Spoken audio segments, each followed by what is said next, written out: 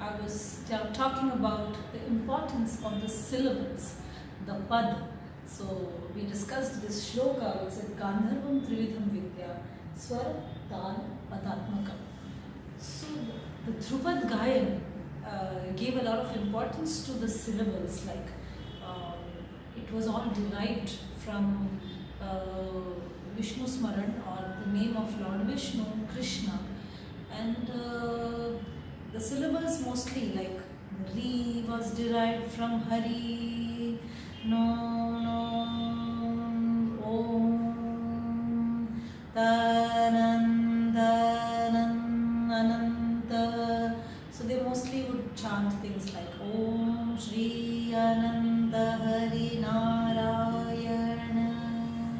So from that, these syllables were derived, and all these songs that were composed were like offerings to the divine. And if you look at the similarity between history of music in all cultures, even the Western classical originated in the churches where people would sing songs of worship. The Sufi music that we know of is again a song of worship. So all these initial formats that we see they all started as songs of worship, songs of gathering, songs of rejoicing, and slowly moved into the respective ethnicities and cultural relevance that they were part of. So the Dhrupad Gayan, as we were discussing, changed into something called as the Khayal Gayan.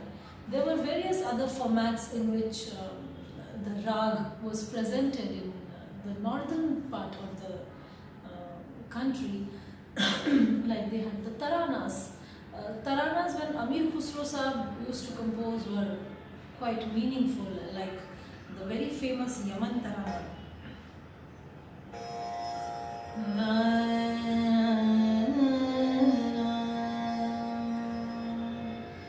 Dara dil dare dani, dara dil dare dani, nom dom tarana tarana re, dara dil dare dani. While it sounds garbled, but if you try to look at it carefully, it basically means dar a, dil dar a. Dar stands for the chaukhut, or your house. So you are kind of inviting your Lord, your Dildar, your beloved God to come to your abode, to come and bless you. Dar a, dil dare dani. Oh Lord, whose heart is very profound. Tum tananana anare, tum tananana. You in my heart, in my soul, in my whole being. Please come into my whole being. Tananare, dara dil dare dani. So these kind of compositions existed in terms of the chota khyas, the bada khyas, the taranas, the dhrupads, the dharmars, and there was another composition happening parallelly, which was semi-classical, where some intermixing of different rags was allowed, so which were called as Upashastriya Sangeet, which included tumaris, and they were quite seasonal also in nature, like the kajris would be sung in the rains, and Sawan mein jhoole gate.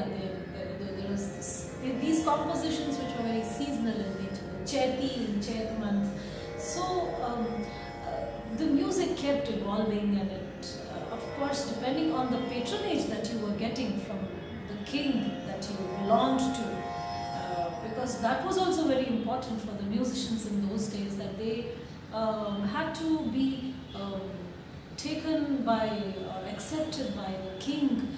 And as a point in case, Akbar, in his reign, music really flourished because he was an appreciator of art in terms of sculptures, art in terms of music, and Tansen being one of his favorite court musician.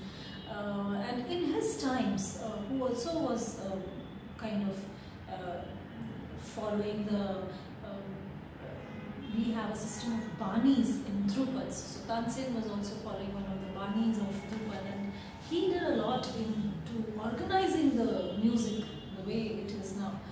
And because the court musicians were getting a lot of patronage, so their future was kind of very secure in the hands of the kings they were working for. So they would also write things to please the kings, and slowly, as the Mughal rule started fading out and the British Raj came into existence about the 17th, 18th century, Indian music again started losing its importance and weightage. That was not a very good phase for Indian music somehow. And again later on, about the 20th century or so, a little later than 20th century, when the Indian musicians started traveling, that was the time when, because of their travels, they were performing, they were interacting with various musicians, and they were able to exchange ideas in terms of how the documentations happen, how the notations happen, how the music can be exchanged, and how so that way slowly the Indian music again rose to its fame. And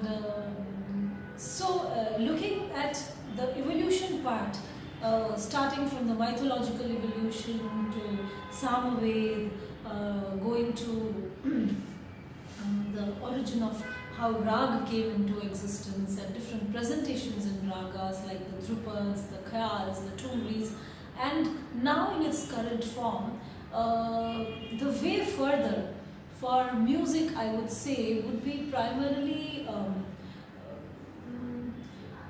a lot of YouTube has a good influence, a lot of social media, I would say, has a good influence in giving a lot of relevant content in terms of music education, in terms of music performance. It's a good platform for performance also. We also have various festivals where musicians have an opportunity to perform.